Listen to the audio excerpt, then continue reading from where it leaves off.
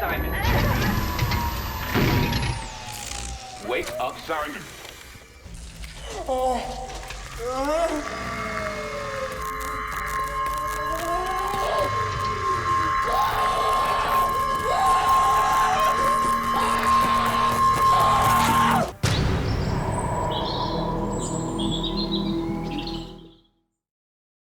Released in 2001, Session 9 is a horror, drama, mystery movie starring David Caruso, Peter Mullen, and Josh Lucas.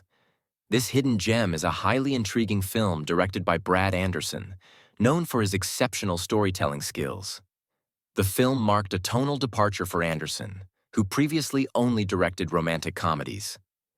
Production took place on location at the Danvers State Mental Hospital in Danvers, Massachusetts. With a box office gross of only $374,000, it was not a financial success, but has developed a cult following over the years. Gordon Fleming, the owner of an asbestos abatement company in Massachusetts, makes a bid to remove asbestos from Danvers State Mental Hospital. Desperate for money, he promises to complete the job in only 1 week, despite it really requiring 2 to 3 weeks. His crew includes Mike, a law school dropout who is knowledgeable about the asylum's history; Phil, who is dealing with his grief over a recent breakup; Hank, a gambling addict; and Gordon's nephew Jeff, who has a pathological fear of the dark. While surveying the job site, Gordon hears a disembodied voice that greets him by name. The men begin their job, and Mike discovers a box containing 9 audio-taped therapy sessions that were recorded with Mary Hobbs, a patient who suffered from dissociative identity disorder. Mike begins listening to the tapes in the ensuing days. In the sessions, Mary's psychologist attempts to unveil details surrounding a crime she committed at her home 2 decades prior. Mary exhibits numerous personalities who have unique voices and demeanors. Meanwhile, Hank discovers a cache of antique silver dollar coins and other valuables from the crematory.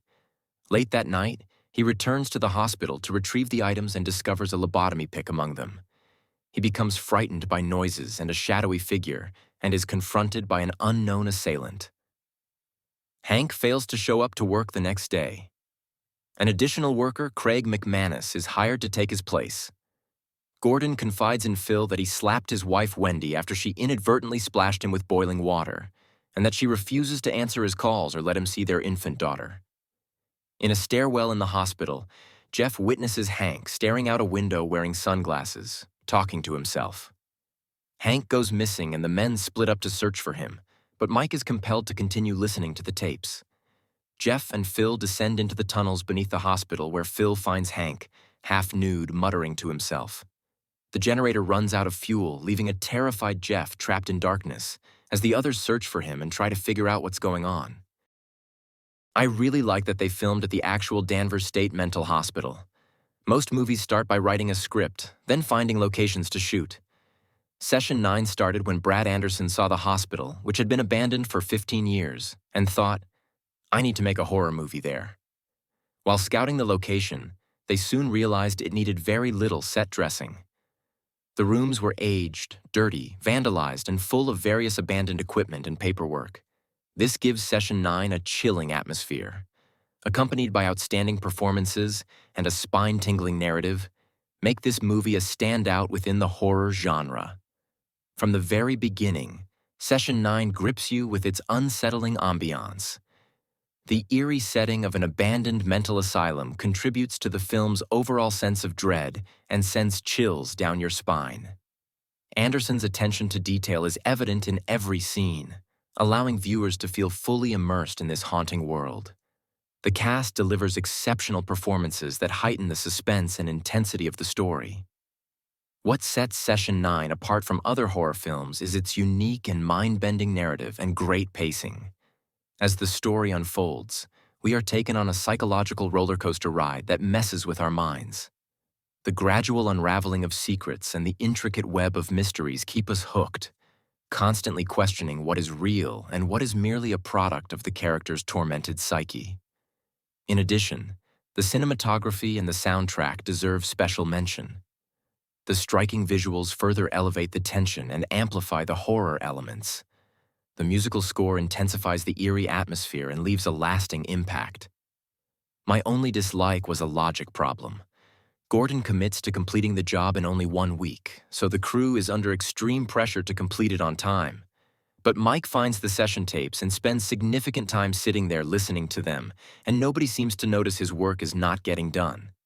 It's a bit of a nitpick, but it just bothered me every time they showed him listening to the tapes. For physical media fans that like bonus content, I recommend the Scream Factory Blu-ray, available at Amazon.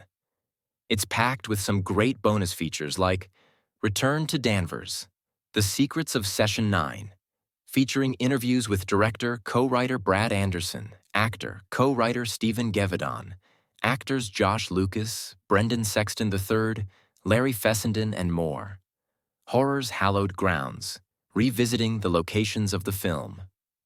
Audio commentary with Brad Anderson and Stephen Gevedon. Deleted scenes and alternate ending, with optional commentary by director Brad Anderson. Story-to-screen featurette. The Haunted Palace featurette. And the theatrical trailer. I gave Session 9 a rating of 5+. A purchase-worthy movie worth getting the Scream Factory edition. Session 9 is a thought-provoking and unnerving movie that will leave you speechless.